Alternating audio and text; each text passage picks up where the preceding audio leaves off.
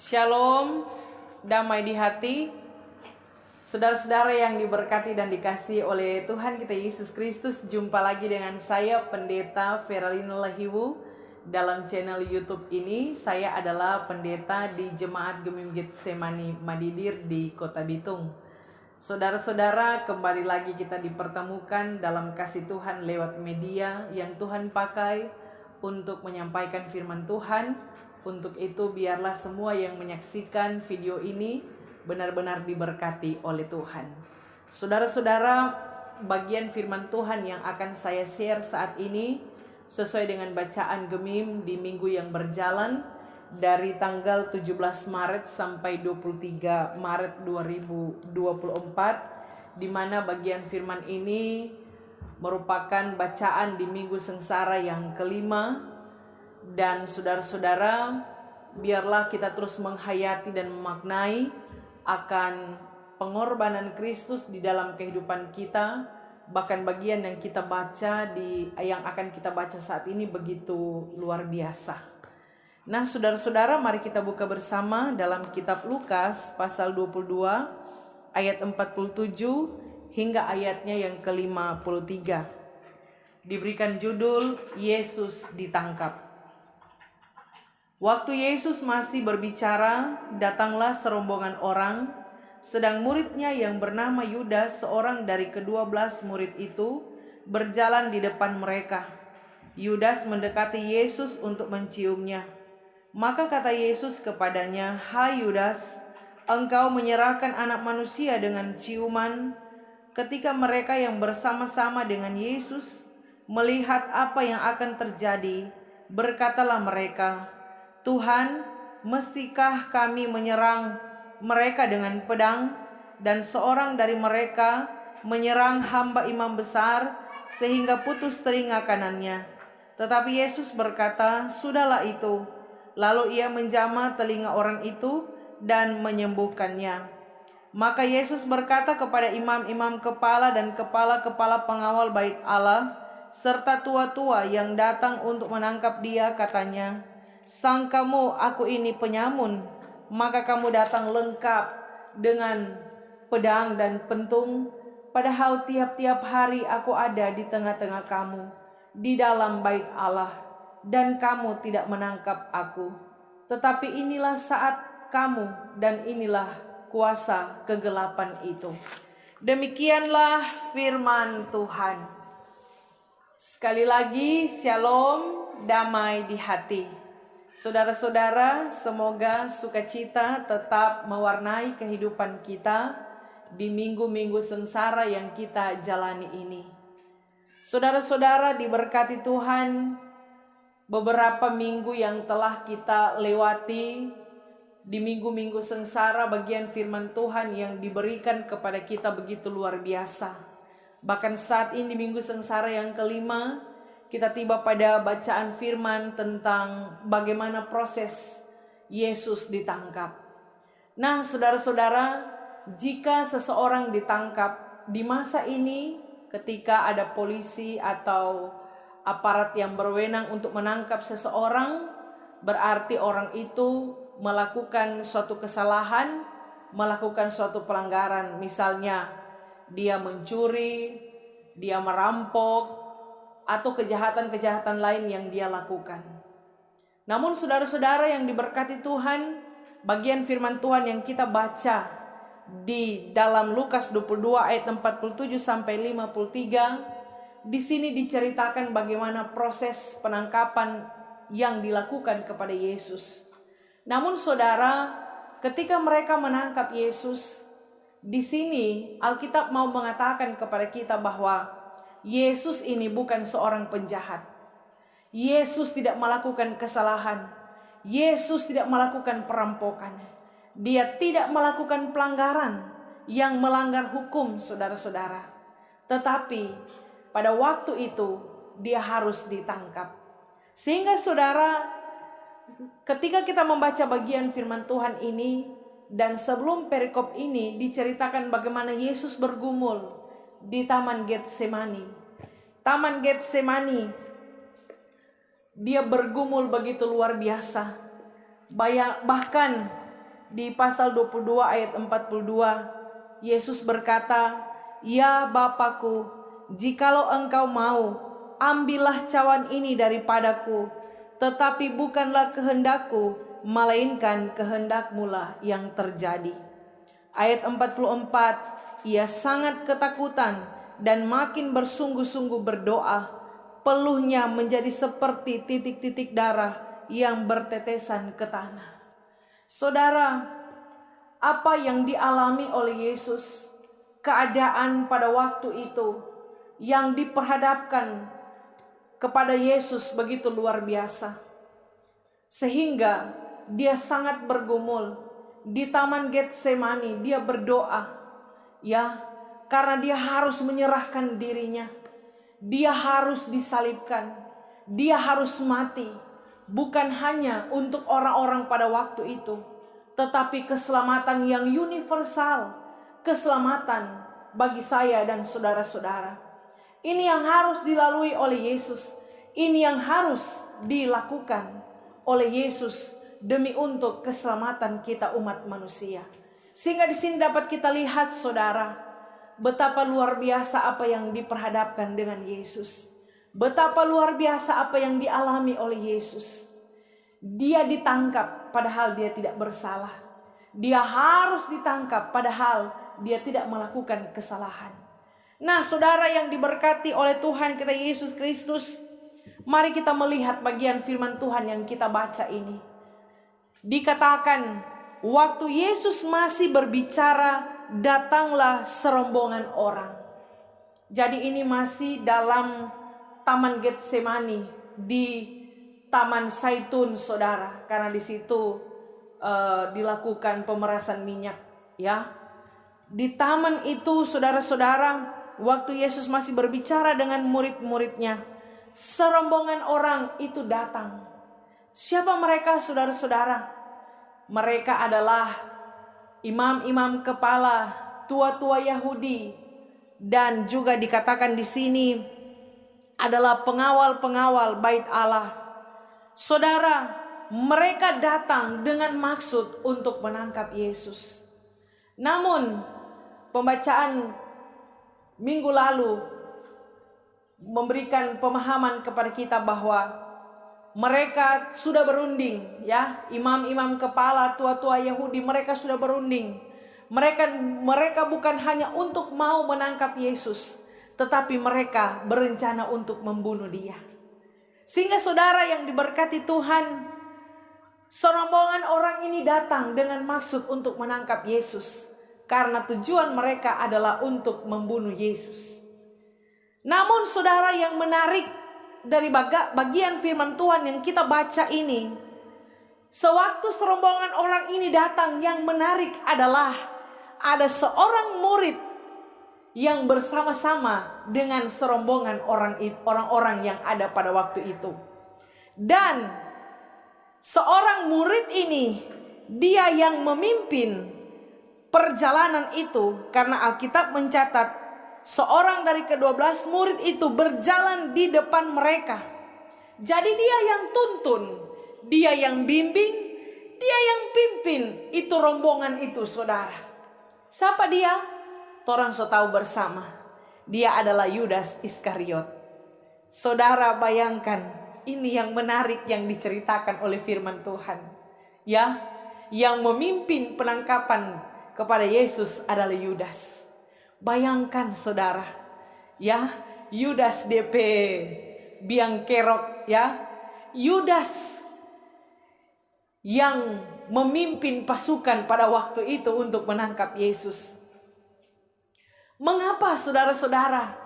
Kalau kita melihat bagian firman Tuhan di keseluruhan pasal 22 ini, ya, di bagian awal ayat 3, firman Tuhan bilang begini, maka masuklah iblis ke dalam Yudas yang bernama Iskariot, seorang dari ke-12 murid itu.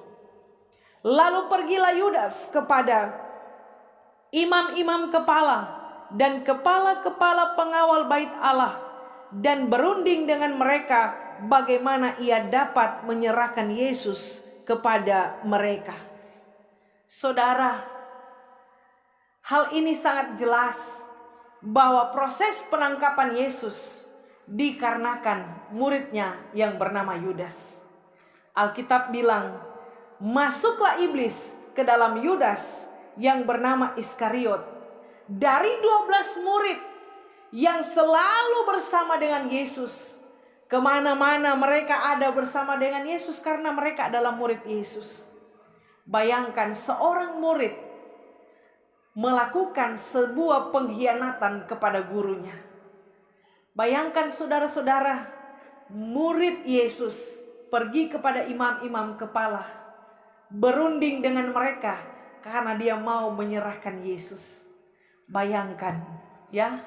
Kenapa Yudas bisa demikian? Karena Alkitab catat Yudas telah dikuasai oleh iblis. Ya, masuklah iblis ke dalam Yudas yang bernama Iskariot. Iblis telah menguasai hati Yudas, saudara-saudara. Makanya sangat berbahaya orang kalau hatinya telah dikuasai oleh iblis. Jadi gelap, ya. Kalau firman yang menguasai, tentu itu hati terang. Ya, kalau Roh Kudus yang menguasai, itu hati terang. Kalau Tuhan yang menguasai, hidup kita terang, saudara. Tapi yang jadi masalah, Yudas ini dikuasai oleh iblis. Dirasuki iblis, dimasuki iblis, saudara-saudara. Makanya jangan biarkan iblis masuk atau rampai hidup. Jangan biarkan kita dikuasai oleh iblis. Tetapi biarlah hidup kita dikuasai oleh tuntunan Roh Kudus Tuhan. Supaya Tuhan menuntun dan menyertai kehidupan kita.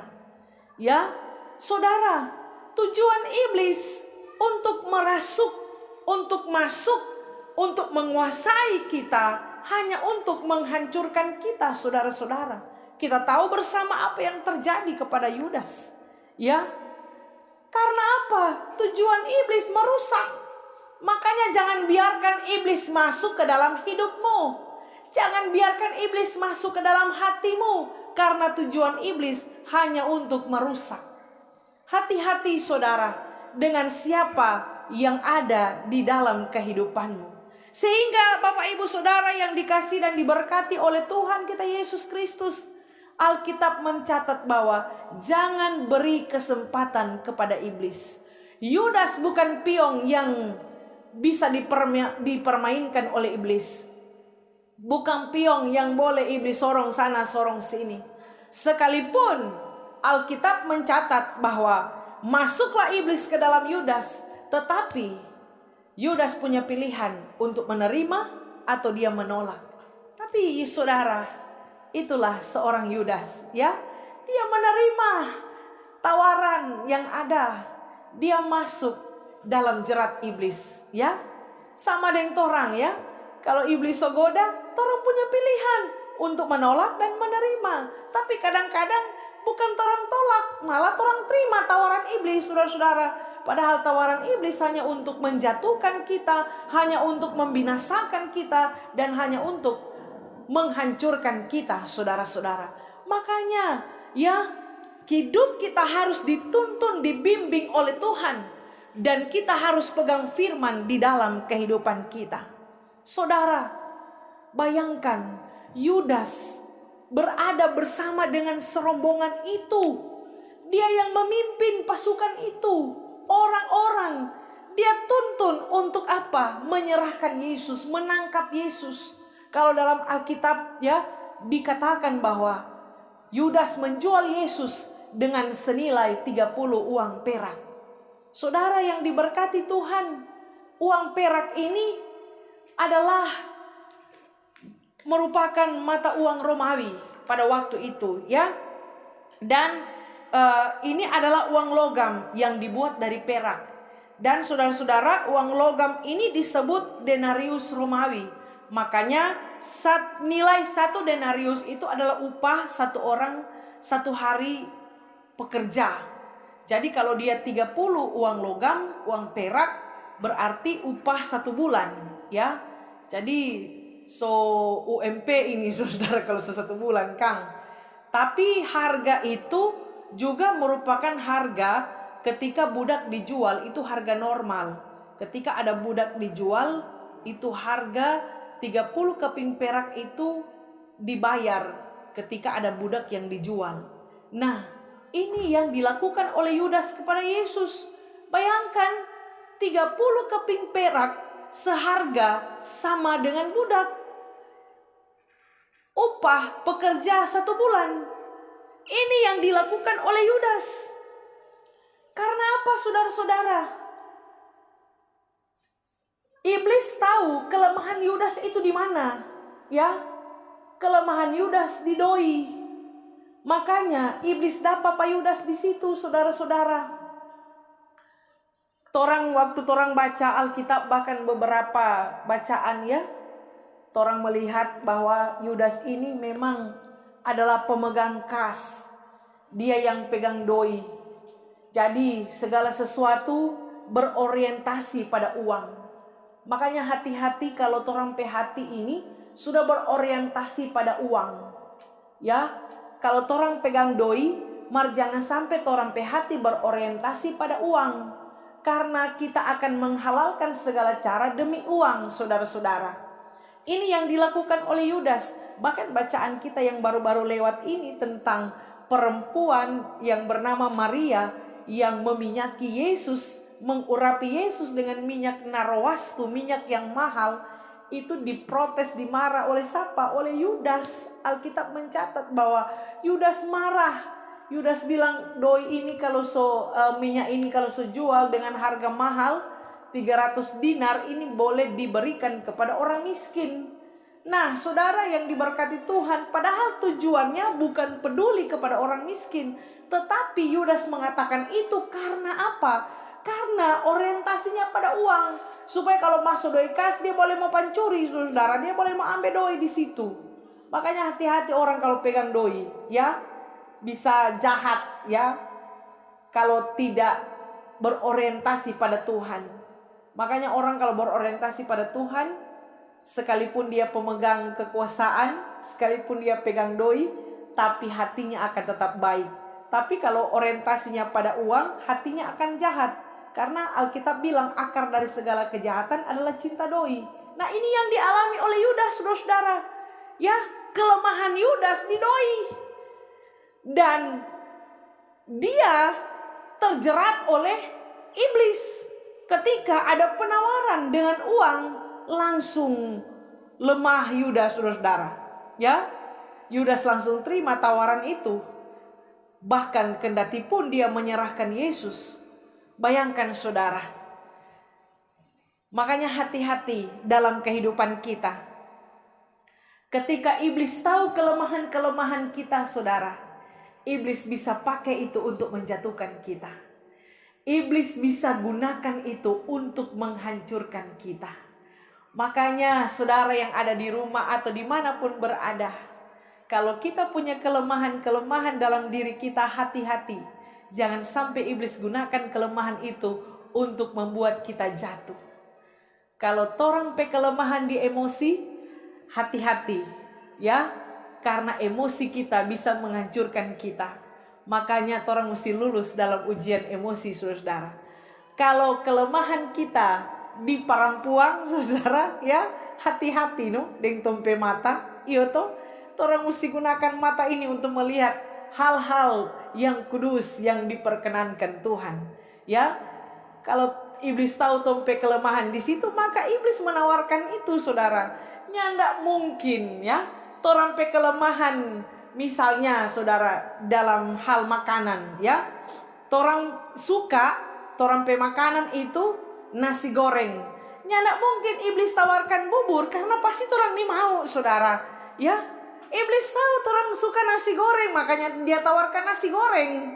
Iya toh, ya, itu kelemahan kita. Artinya apa? Iblis tahu di mana letak-letak kelemahan kita, itu yang dia tawarkan supaya apa? Orang menyukainya, orang jatuh di situ, saudara. Makanya benteng kita harus kuat, pegangan kita harus kuat, iman kita harus kuat. Kita harus pegang firman supaya ketika ada tawaran-tawaran iblis, kita tidak akan jatuh karena orang pegang firman. Amin, saudara-saudara. Selanjutnya, dari bagian firman Tuhan ini kita melihat bahwa Yudas menjadi pengkhianat. Beberapa minggu yang lalu kita telah membahas bagaimana cerita tentang pengkhianat ini, saudara. Saya mengatakan dalam khotbah saya di YouTube bagian firman Tuhan 2 minggu lalu atau 3 minggu lalu ya, saudara. Saya mengatakan bahwa tidak ada yang lebih sakit dari sebuah pengkhianatan daripada pengkhianatan. Jadi saudara, ketika terjadi pengkhianatan sangat sakit. Sehingga kalau Anda tidak mau dikhianati, jangan pernah berkhianat, saudara. Tapi di masa ini ada banyak orang berkhianat. Di masa ini ada banyak pengkhianat, saudara-saudara. Ya. Makanya Alkitab ini memberikan pengajaran bagi kita.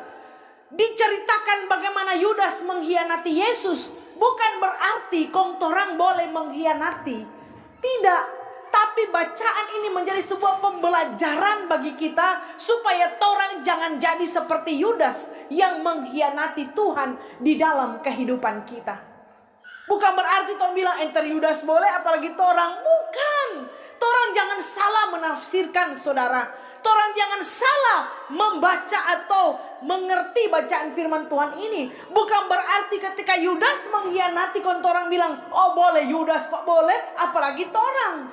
Ini memberikan pelajaran dan pengajaran bagi kita.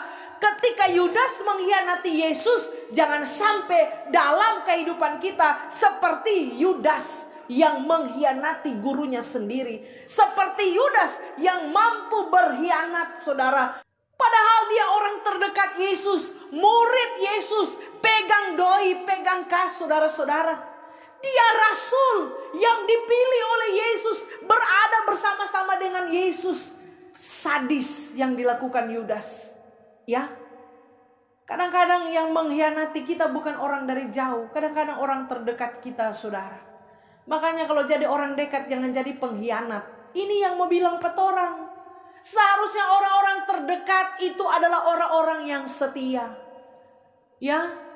Dalam kehidupan rumah tangga, keluarga, siapa yang paling terdekat? Suami kita, istri kita, anak-anak kita. Ini memberikan pengajaran kalau orang dekat jangan jadi pengkhianat.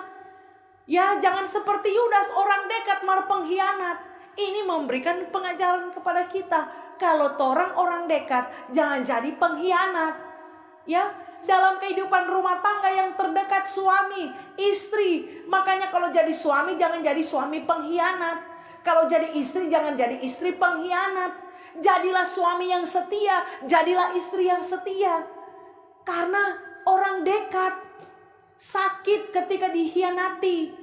Makanya saudara, jagalah kehidupan kita, jagalah diri kita, jagalah wibawa kita, jagalah integritas hidup sebagai orang percaya. Jangan orang suka berkhianat. Saudara, belum mau dapat sekarang itu karma. Nanti ya, biar lama tetap mau dapat. Karena apa yang engkau tabur itu juga yang akan engkau tuai. Ya. Kalau hari ini engkau berkhianat, nanti ke depan engkau pun akan menikmati apa yang engkau tabur. Kalau engkau menabur kejujuran, engkau akan menikmati sukacita. Tapi kalau engkau menabur pengkhianatan, engkau akan menikmati atau menuai kebinasaan, saudara. Ya, sehingga hari ini firman Tuhan mengingatkan kepada kita, jangan menjadi pengkhianat. Ya, jangan seperti Yudas yang mampu menyerahkan Yesus hanya karena doi. Jangan torang dalam kehidupan sebagai orang Kristen, sebagai orang beriman, torang pun mengabaikan Tuhan dalam kehidupan kita. Tetapi kita harus hidup menyenangkan hati Tuhan. Cukup Yudas yang menyerahkan Yesus, saudara-saudara. Ya, jangan lihat orang di masa kini, tapi lewat apa yang dilakukan oleh Yesus, kita harus hidup taat dan setia kepada Tuhan. Karena itu yang Tuhan kehendaki di dalam kehidupan kita. Saudara yang diberkati Tuhan, kalau saat ini engkau menjadi pengkhianat, bertobat. Kalau hari ini engkau sementara berkhianat, bertobat. Bapak-bapak yang ada di rumah, kalau engkau sementara berkhianat, bertobat. sebelum karma menemuimu. Bertobat sebelum Tuhan mengutukmu, saudara. Ya, istri-istri yang ada di rumah, kalau hari ini engkau sementara berkhianat, bertobat. Kalau engkau sementara menjadi pengkhianat, bertobat, saudara-saudara. Ya, biarlah kita hidup setia. Biarlah kita menjaga kehidupan rumah tangga kita, keharmonisan keluarga kita, menjadi suami istri yang setia, menjadi suami istri yang saling mengasihi dalam kehidupan yang ada. Di dalam persekutuan jadilah orang-orang yang setia. Sekali Yesus tetap Yesus. Yesus adalah Tuhan dan Juru Selamat kita. Selanjutnya saudara, kita melihat di sini dalam proses penangkapan Yesus ini, ketika mereka yang bersama-sama dengan Yesus melihat apa yang akan terjadi, berkatalah mereka, Tuhan, mestikah kami menyerang mereka dengan pedang? Dan seorang dari mereka menyerang hamba imam besar sehingga putus telinga kanannya. Saudara yang diberkati oleh Tuhan kita Yesus Kristus, Alkitab mencatat bahwa murid-murid yang bersama dengan Yesus, kalau dalam kitab yang lain ya, dikatakan Petrus yang menghunus pedang sehingga hamba imam kepala itu telinganya putus di sebelah kanan, saudara. Namun di sini kita melihat di ayat 51, tetapi Yesus berkata, sudahlah itu. Lalu ia menjamah telinga orang itu dan menyembuhkannya. Saudara, dalam keadaan yang demikian, Yesus tahu dia akan ditangkap. Dalam proses yang demikian, Yesus masih bisa menunjukkan kasih-Nya. Ya, lewat apa? Dia menyembuhkan telinga hamba imam besar. Kalau mau pikir, Kang, ini imam besar ini, ya, imam-imam kepala, mereka ini otak semua dalam penangkapan Yesus. Kalau mau pikir, imam besar pe hamba, berhenti le saudara, biar akang jo dia petalinga putus ya. Tetapi Yesus tidak demikian. Yesus menunjukkan kasih-Nya kepada hamba imam besar, orang yang memusuhi Yesus. Dia menyembuhkan telinga dari hamba itu. Saudara, di situasi yang demikian, dalam proses penangkapan itu, Yesus masih bisa menunjukkan kasih-Nya. Dia menyembuhkan telinga orang itu. Luar biasa saudara-saudara. Ya, sehingga ini memberikan pengajaran bagi kita. Di dalam situasi apapun, dalam kondisi apapun, kita pun diajarkan untuk tetap menunjukkan kasih kita kepada orang lain. Kalau ada orang yang memusuhi kita, jangan kita balas untuk memusuhi, tapi kita harus menunjukkan kasih kita. Amin saudara-saudara, karena Yesus lebih dulu mengasihi kita. Yesus lebih dulu mengajarkan kasih-Nya di dalam kehidupan kita. Sehingga kita harus menunjukkan kasih itu dalam kehidupan kita sebagai orang percaya. Karena di masa ini saudara, ada banyak orang tidak lagi saling mengasihi. Di masa ini ada banyak orang kasihnya mulai terkikis saudara. Semakin menjadi egois, semakin mementingkan diri sendiri, tidak peduli dengan orang lain. Tapi hari ini firman Tuhan mengingatkan kita, hanya karena kasih Tuhan Dia menyelamatkan kita. Yesus menunjukkan kasih-Nya kepada orang-orang yang memusuhinya saudara. Ya, saudara yang diberkati Tuhan, mungkin dalam perjalanan kehidupan kita ada banyak orang yang memusuhi kita, tapi kita harus menunjukkan kasih kepada orang-orang tersebut. Amin saudara. Mungkin ada orang-orang yang mengecewakan kita, mungkin ada orang-orang yang membenci kita, tapi respon kita bukan balas membenci. Kita harus menunjukkan kasih kepada mereka, karena itu yang diajarkan Tuhan dalam kehidupan kita. Amin saudara-saudara. Ya, jangan balas jahat dengan jahat, tapi kita harus mengalahkan kejahatan dengan kebaikan. Tunjukkanlah kasih kita. Jangan jadi orang yang egois, karena di masa ini ada banyak orang egois saudara, hanya mementingkan pribadinya. Tapi mari kita mau saling mengasihi. Ya, saling mengasihi satu dengan yang lain, karena Tuhan yang lebih dulu menyatakan kasih itu dalam kehidupan kita. Jadilah orang Kristen yang selalu mempraktekkan kasih-Nya di dalam kehidupan yang kita jalani. Biarlah senantiasa kita melakukan kasih itu di dalam kehidupan kita sebagai orang percaya. Amin saudara-saudara. Ya, Di dalam bagian firman Tuhan selanjutnya dikatakan, maka Yesus berkata kepada imam-imam kepala dan kepala-kepala pengawal bait Allah serta tua-tua yang datang untuk menangkap dia, katanya, sangkamu aku ini penyamun, maka kamu datang lengkap dengan pedang dan pentung. Padahal tiap-tiap hari aku ada di tengah-tengah kamu di dalam bait Allah dan kamu tidak menangkap aku.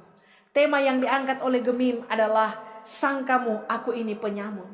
Jadi saudara, mereka, Yesus memberikan sebuah penegasan kepada imam-imam kepala dan kepala-kepala pengawal bait Allah, juga para tua-tua bangsa Yahudi.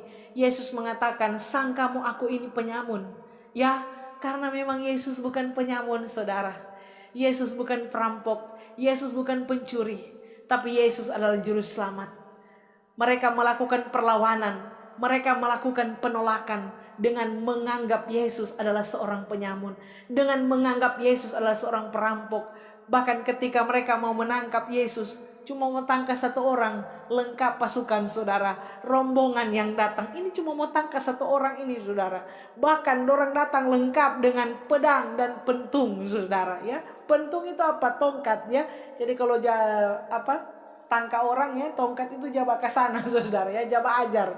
Ya, ini yang Yesus bilang, sangkamu aku penyamun. Karena Yesus bukan penyamun, dia bukan perampok, dia tidak melakukan kejahatan, dia tidak melakukan hal-hal yang melanggar hukum, saudara-saudara.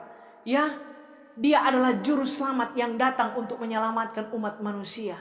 Ini yang Yesus tegaskan, saudara. Sangkamu aku ini penyamun? Bukan. Yesus mau mengatakan bahwa aku ini adalah juru selamat.